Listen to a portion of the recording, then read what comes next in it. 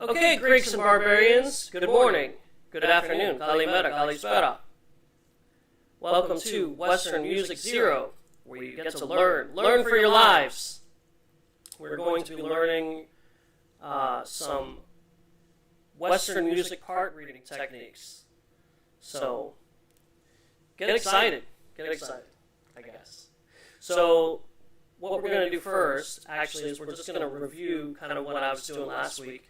The audio was a little bit garbled, but I think I'm going to redo it sometime this weekend so you can kind of get a little bit of a better grasp of what's going on when you're reading notation.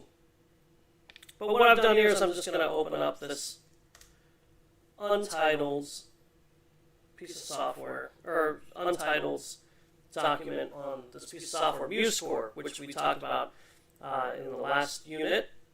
It's totally free. It makes really nice looking scores. And it's just all around a pretty nice piece of software. It runs a lot faster when you're not doing a million other things like streaming. But it runs much faster than Finale and Sibelius, which is good for me because I really like to do... I like to write my charts as fast as possible so I can get them out every week. So, what we're first going to do is we're just going to turn this into a grand staff. So we'll get rid of this one, and we'll add a grand staff piano. Why are we adding a grand staff? Because we'll just pretend we never saw that. It's not a piano, it's going to be SATB. So, soprano and alto are always up here on the top staff, and tenor and bass are always on the bottom staff. Sometimes you'll see it actually written out as four staffs, but four staves, I should say. But all I'm going to do right now is just kind of review how our keys work and how scales work. So, when you don't have any sharps or flats in your key signature, you're in the key of C major. And if you remember, this is G because the circle around the treble clef says that that line that it circles around is G. The bass clef, the line that the two dots surround, is F. You also have E, so you have E, G, B, D, F. And then down here, you have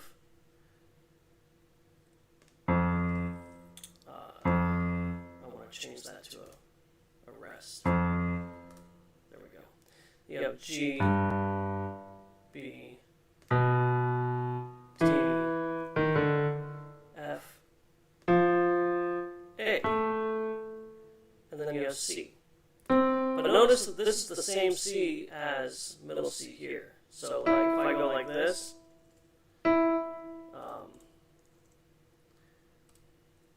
if I just put C here, notice how it's actually the same note. See that?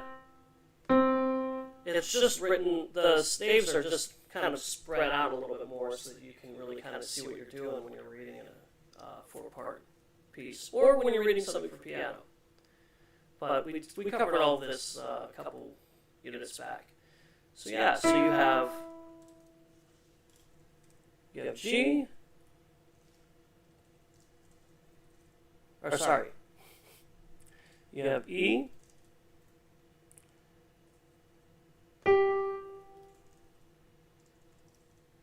G,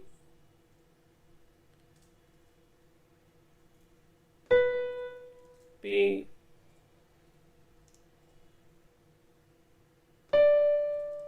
D,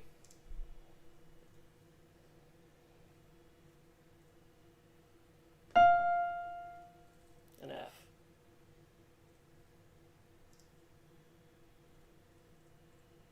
And then you have down here, you have G, B, D,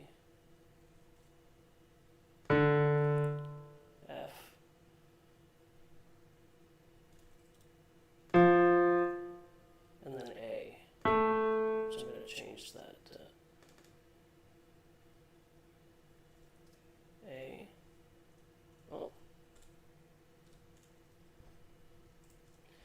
the software is really slow right now.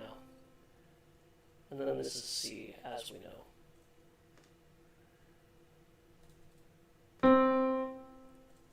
C. And then here is also C.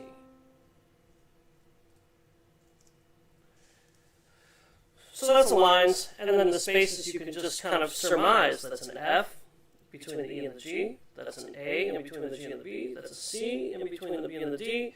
And an E in between the D and the F. So it spells out F-A-C-E, face. And then down here spells out ace, A, G in between the A and the B. C between the E and the D, so it's A, C. And then between the D and the F is an E, that would be right here. And then a G. So it's ace, A-C-E, G in the spaces on the bass clef.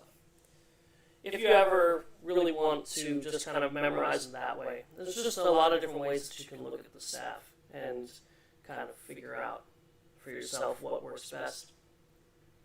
I actually just like to look at this as, well, this is G and this is F. And then you kind of figure it out after that. But different strokes, different folks. Anyway, so let's take a look at how this works. So when you have no sharps or flats in your key signature, you're in the key of C major.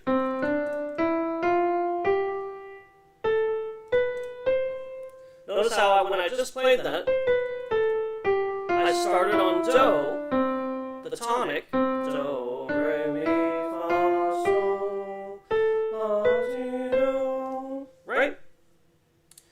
So we know that our tonic is C right here. Do. Oh, it's C right there. So, interesting thing that happens though. Let's say we want to put a key signature on this bar here. So let's pick something crazy, something with 1, 2, 3, 5, 6 sharps. All right. So now you've noticed that this whole measure is covered in accidentals. Why? Because all of these notes are no longer in the key that's written here. So this is no longer your tonic. Now, if you remember what we talked about in the last unit, you figure out what your tonic is by going one note or space, so one note, or one line or space, so one note above your last sharp for sharp keys. So we have 1, 2, 3, 4, 5, 6. This is an E sharp. So you go up one note and you take whatever the accidental is in the key signature. So it's F sharp. So what you have to do is you have to move this up so that it's an F sharp. Now notice what happens.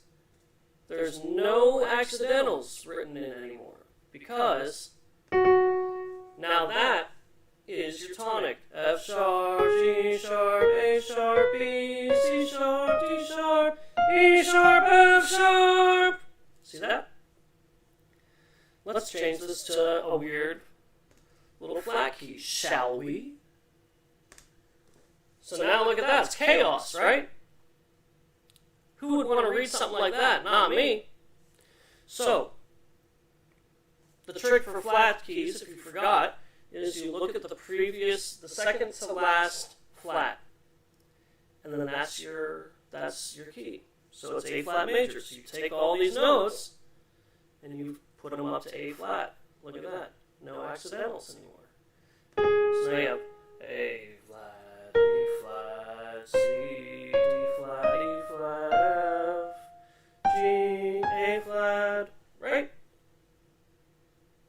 And that basically is how you find your Do in every key. So somebody will play. Though usually, what I like to do usually is I like to just give the tonic in whatever key that we're doing. So if we're in A flat major, I will give people A flat, right?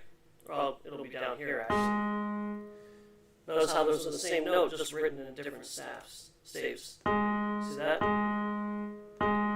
So that would be an alto singing the A flat. This is the tenor. But I would just give an A flat, like A flat, and then whatever your note is, you would figure it out based from there. So like, let's say that let's say that it's a,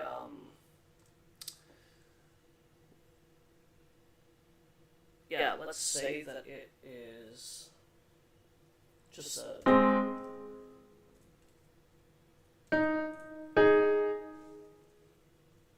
A flat major chord. So, we're in A flat. We know that this is our tonic A, right? So, if I give somebody A flat, you should be able to go do, and then this is 2 notes up from there, so do, re, mi. So that's your first. So if I give this note A flat, then the tenor, that would be the bass note, since it's the lowest note in the bass clef. The tenor would be the high note, of course. They should be able to find C natural, do, re, mi. Now this is the same A flat, but it's up an octave. A flat! Right? A flat! And then this would be a E flat. So you should be able to find those sort of things. Let's say that we have a more complicated chord. Let's say that this is an F. And then let's say this is a C. Sure. And let's say that's an E. So I've got 2 ledger lines, so it's kind of chaos for the tenor. It's poor guy. He's got to actually think. But anyway, I would still give A flat, and then you would count up 1, 2, 3, 4. A flat, 1, 2, 3, 4. Or you think of it as a 5th interval, being 2 lines or 2 spaces between the notes. Da, da, da. Now here's your A flat that's up an octave. A flat! But you need to be able to figure out from there, okay, well, I know that that's up an octave, so I know that if this is the A flat, I'll put it in right here, so we have it as a reference. So if this is our tonic, A flat! And we want to hit, that's up 2 notes for your soprano, C! Right? Da da da, but up an octave, C! And then this is down 2 notes, A flat, G, F. And then that's how you would figure that out. So when they all sing together, it will sound like this. Like that. So that would be how you find your notes. So that's the first part of learning how to read your parts in a SATB score. Usually, your organist or your director or whoever will give the whole chord. Maybe they'll give you your individual notes. I just think it's a little tacky, and it's just better to teach you how to find your note based on the tonic. It's not hard. So, we'll just go through some pieces of music here. How about, just see what I've written out here. Let's see here. Let's see what I've written out. I'm trying to open the score, but it's, there you are. I was like, where's my dialogue? What's going on here? All right. So, let's see here.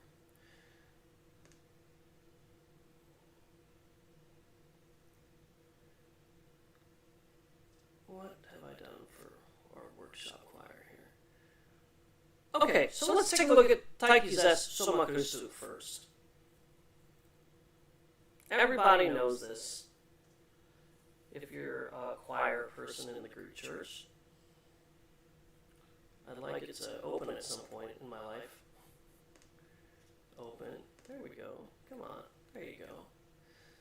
There it is. So I've kind of written it in an interesting way. This is usually written on 4 staves, but I compressed it down into 2.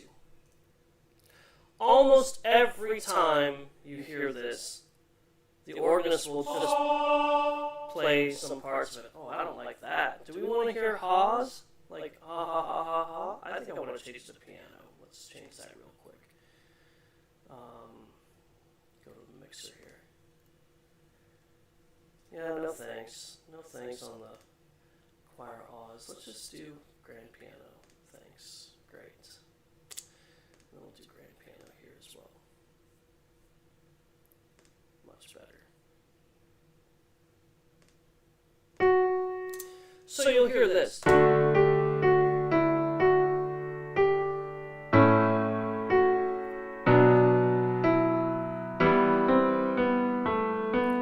They'll probably play the first phrase and then maybe they'll hold on that first chord.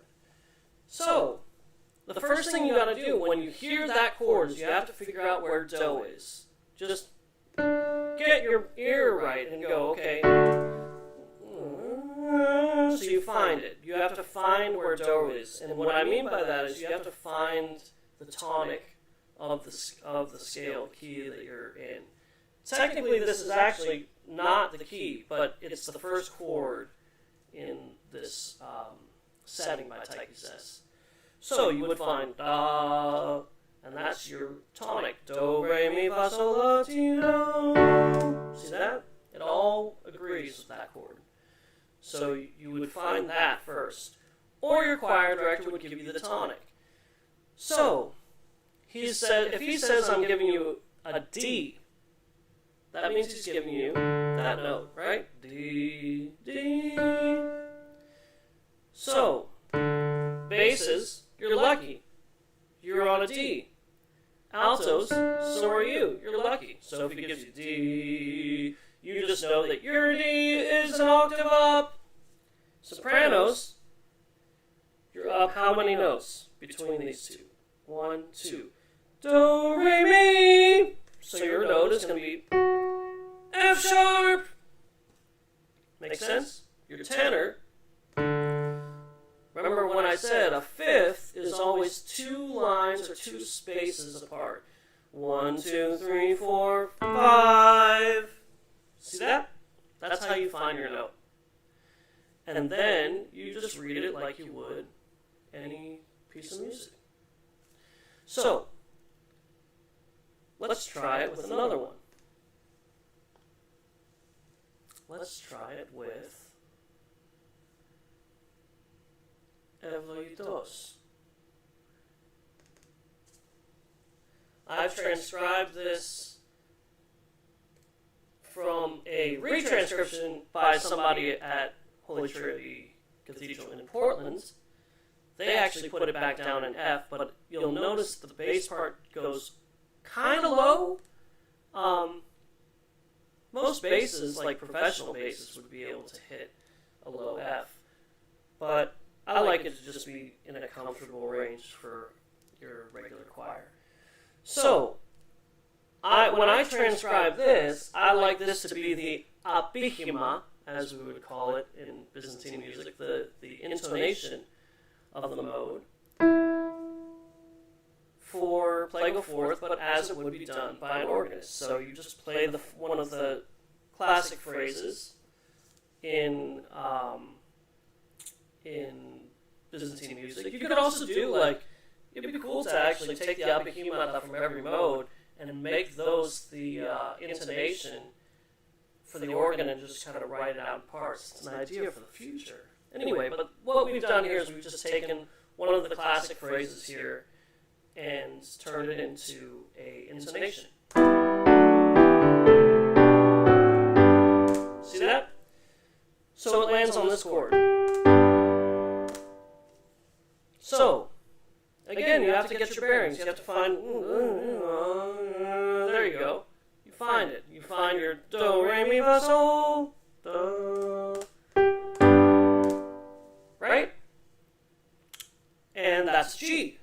So your choir director would say, here's a G, G, G, G. I don't have a low G. I've already been singing today. We just did a baptism today.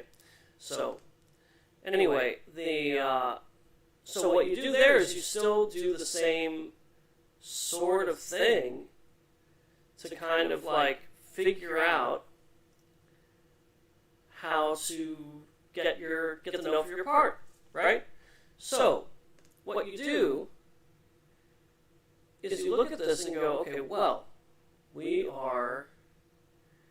that's a G, so that's G, G, G, that's up an octave. The octave G is right here, G. So, I would probably, as a tenor, I would just give G if we didn't have this. But you can tell, like, the whole chord just kind of gives you the sound of G, right? Sorry. Right? So, now if you know that this is G, this note is how many notes above? It's one line and one space. So, G, it's a third up. 1, 2, 3. You know that this is a G up an octave from there. G. This note is 2 spaces in a line. So when it's one less than a fifth. So it's 1, 2, 3, 4. G, F sharp, E, D. So you have G, B, D, G. Right? So that's how you find each note in that chord. And I'm realizing that's not the notes that you want. You just want to find this first note. Luckily for you, they're both G's. G, G, right? G, G. And all you do is you just read through your part. So what we're going to do, let's listen to the whole thing as it sounds as a 4-part arrangement, and then we'll look at each part and see if we can figure out how to read each one. We'll just get through this piece, and then next week we'll do something more complicated. Maybe that solo crystal would be a good one. So, here's how it sounds. We'll give you the intonation as well. If you already know how to read and this is kind of boring for you, then learn how to sing along with your part, if you can do it.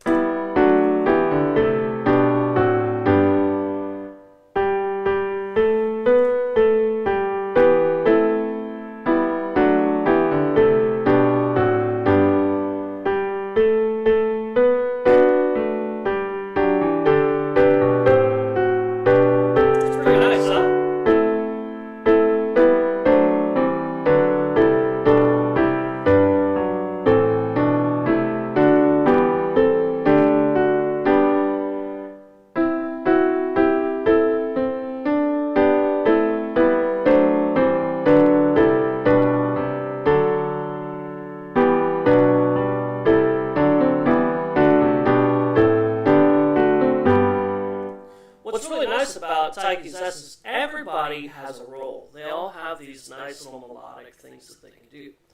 So now how do you go about handling something like this? Well, obviously the sopranos have it the easiest because they're just doing the Takalari's melody.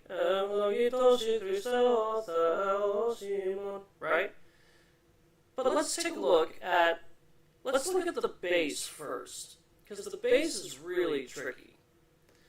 So what I'm going to do is I'm going to mute all of these notes.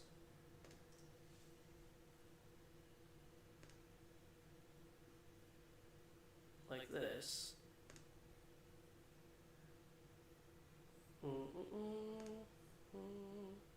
And then we're going to go back and unmute the bass part.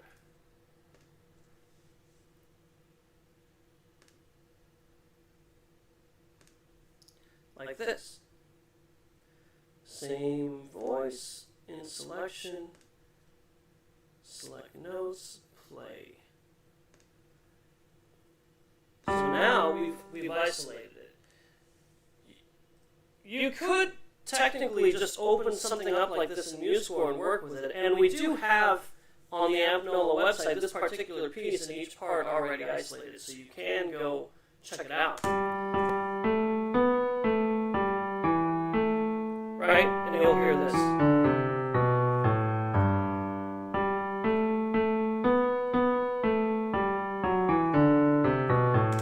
Right? When you have something that we didn't cover yet so far is that when you have both the tenor and the bass on the same note, like here, the stem up is the tenor and the stem down is the bass. And so when they intersect on the same note, that note gets two stems. So, all of these notes are quarter notes. Ga, ga, ga, ga, ga, ga, ga, right? And then we have a half note, which is how many quarter notes? 2, right? So the text will be like Evlogi, Doshi, Christe, O. Now, how do we get the notes? Well, we know that our tonic is G, so we just move along. G. That note's the same, doesn't move up or down. That's up one space, one note, because it's going from a space to a line. E, up one again, goes down one. E, 3.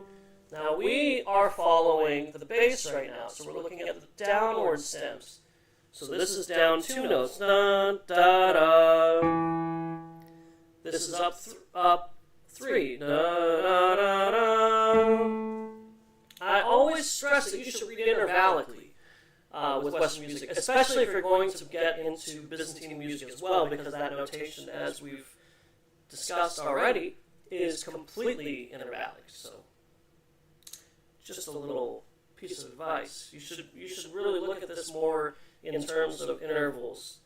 Unless it's just something so large, like you're jumping an octave in some notes, then find, what I do is I would just go, okay, well, go a whole octave down, and then figure out from there what the interval is.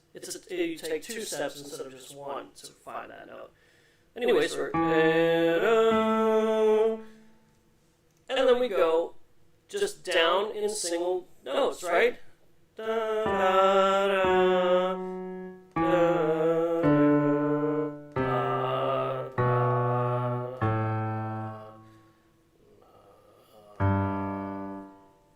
But we have interesting rhythms. Do, th, and then what do eighth notes do? They're twice as short. They're half the length of a quarter note. Oh, oh. See that? Da da da. Da da da da. And then we have 2 more quarter notes. Da da. And then we land on G. So the whole thing sounds like this.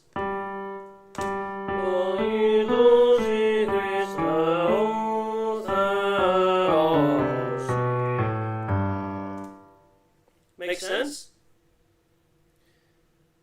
And then you're back to the G again. And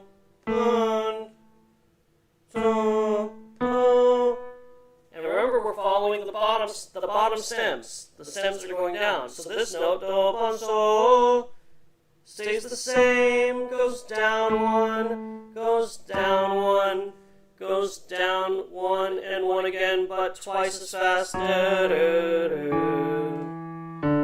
Down 1 again, and then down 2 in succession, again, twice as fast. Da, da, da. And then up in quarters. Da, da, da. And now we have a jump. So it's almost always just kind of going up and down in notes, and then you have jumps every now and then. Da. Now we have this note. This is 2 lines up. So what is 2 lines up? It's a fifth. Da, da, da, da, da. 1, 2, 3, 4, 5. Da, da. So let's get that phrase. So let's get the rhythm first.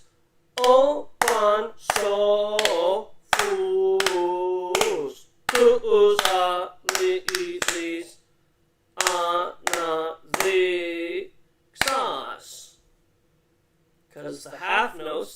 hollow ones are twice as long as quarters, and the eighths are twice as fast.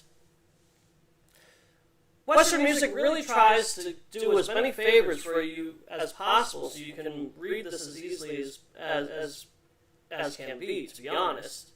I mean, it's all geometrically laid out. Just so long as you know your beat is on a quarter, you can easily see this is duck, duck, duck, duck, right? And then this is duck, duck, duck, duck, duck, duck, duck, right? It's written out almost always geometrically. Well, good orthography is anyway. So this reads like this. O pan so fustus alis. Now you wouldn't do it staccato like that. I'm just trying to make it clear to you that those are eighth notes. Anadixas. Da da da da da. 1, 2, 3, 4, 5. 2 lines, 2 spaces makes a fifth.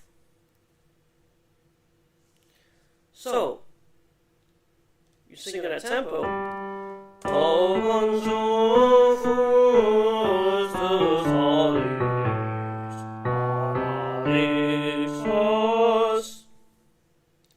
And then our next line, same notes. And we're just going down in a scale again. Da, da, da, da, da, da. Now we go down 4. 1, 2, 3, 4. It's too low for me. Just up 1 again. Da, da, da, da. This is what's so great about Taiki's S. It's so easy. And then we have 1, 2, 3, 4, 1, 2, 3, 4, because it's not 2 whole lines, it's 1 less than 2 whole lines. It's 1 line and 1 space. Da, da, da, da. So that whole line goes like this.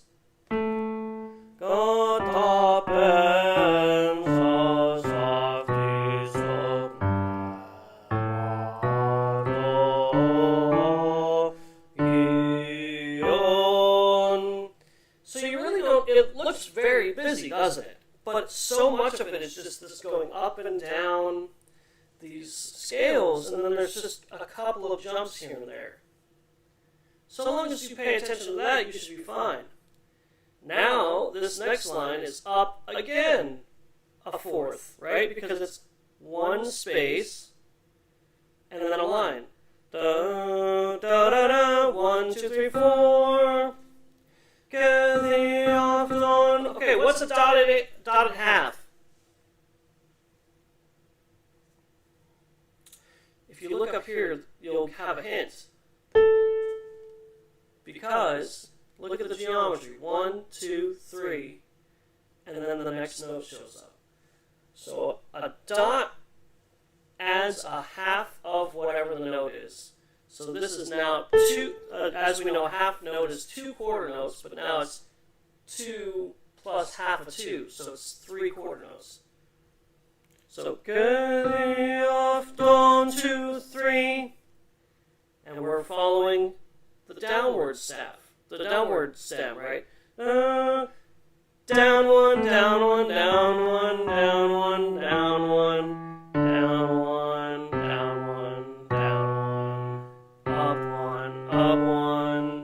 They can't make it any easier for you, baby. Up 1, but now you have the... What's that? It's a space and a line, right? So 1, 2, 3, 4. Da, da, da, da. And then eventually you'll start to realize, like, well, most of the time, all of these fours sound the same. Da, da, da, da. Da-da. And all the fifths start to sound the same. Da-da, da-da, da-da, da-da. So da-da, filan, so. Now we have another one of those tricky little runs again. Ba-da-da-da-da-da. sol, si. Right? So now let's go and take a look at, let's look at the alto part, and then we'll call it a day.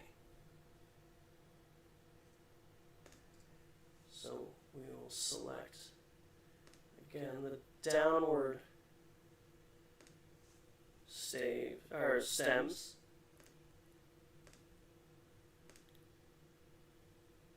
Oh. Lathos, made a mistake.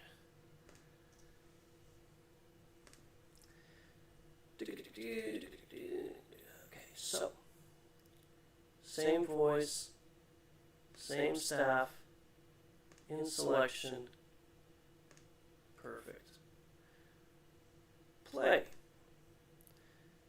Same thing. We're doing da da da da da da.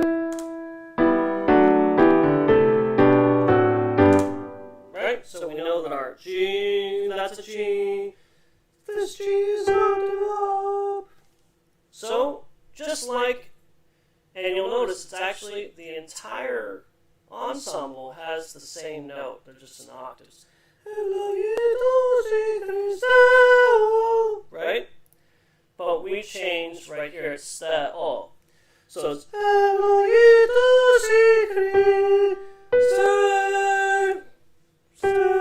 it stays the same because we're looking at the downward stems. Christo! How did I get there? It's one line, which means it's a third. 1, 2, 3.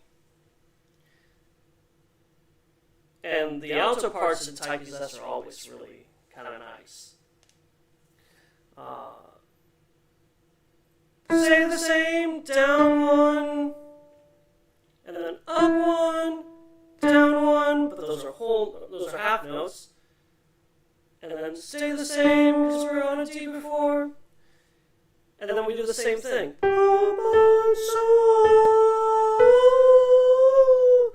But now how do we go from oh, and this is down not two lines, but a line and a space. So a line and a space makes 4. 1, 2, 3, 4. It's a tricky. When I rehearse this with the choir, this is one of the spots where I try to let it just hold the chord there because it's not exactly the easiest chord to nail because this is a weird jump for the alto. See that? 1, 2, 3, 4, and then up 1, and then it's all the same. It's the same again here. Down 1, up 1, stay the same, stay the same, down 1, down 1, and then we do it again with just these stepwise. Down 1, down 1, up 1, up 1, down 1, up 1, down 1, down 1, up 1, up 1, down 1. This is down 2, so it's a third. Up 1, up 1, stay the same. So how does that, let's do that whole line.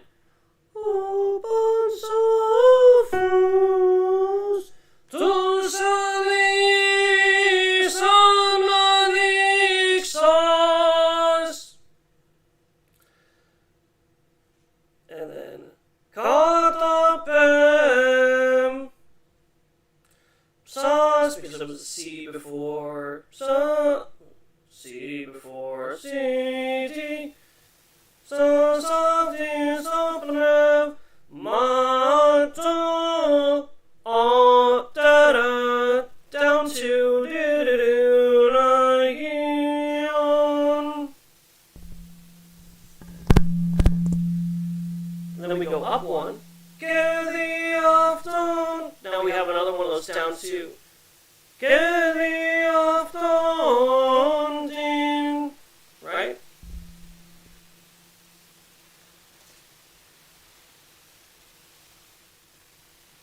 Da, da, da, da, da. 1, 2, up 1, up 1, or stay the same. Up 1, stay the same, down, down. And then on the next page, up 1, down 1, stay the same.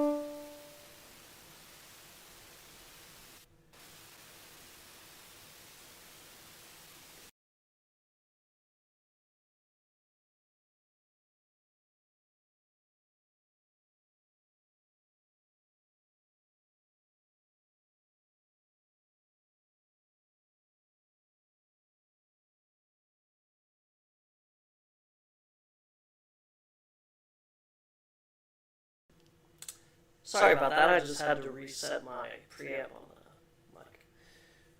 So, D, E, D, D, C, B, C, D, E, D, C, B, up 2, right, again, B, C, D,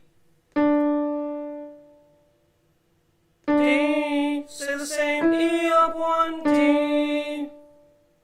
and then we have Sa, Si.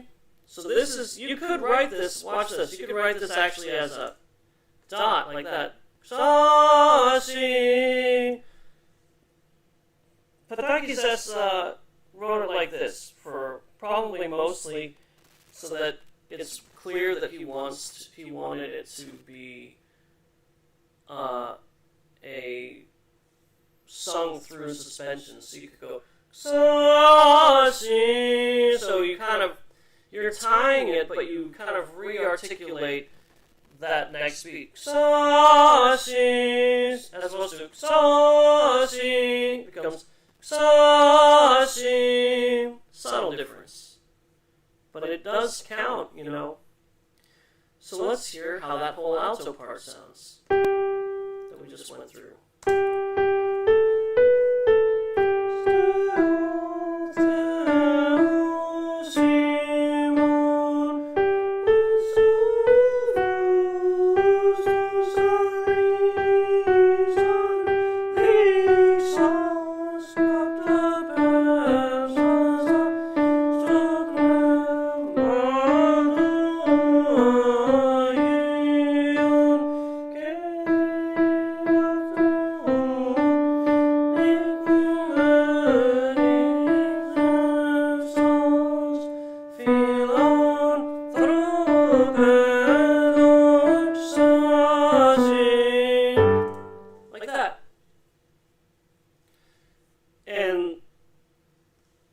Practice the part on your own, you're ready for the big time and to try to listen to the entire thing and be able to sing your part along with it. So let's say that I'm doing the bass part. We know that the bass part is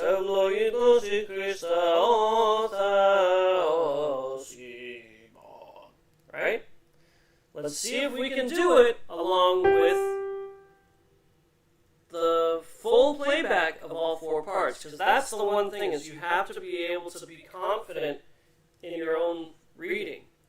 And that's what makes this, all of this a lot easier to learn, is when everybody knows that they're not actually singing the same melody together, they're singing different parts. That's why this is called part reading.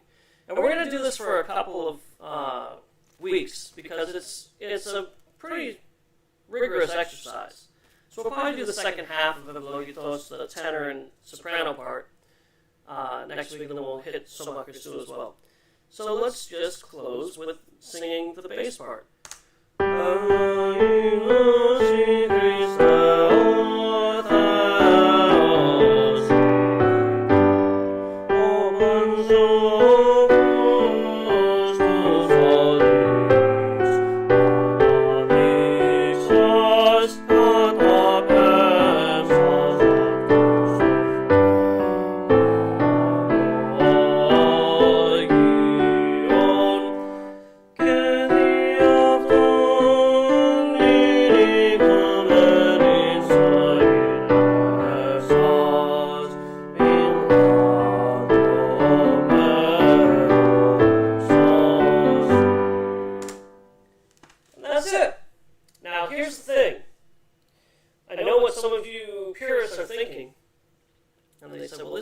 playing the fourth.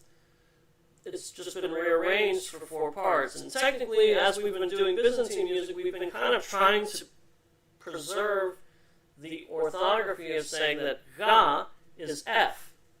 So playing a fourth on Ga, which is what this is, should be in F major. But in actuality, Taiki wrote this in A major. And so the bass part actually kind of really jumps around. And because of that, it has a pretty large range. So going all the way down to F makes it a little bit difficult for those lower notes to really kind of pop out.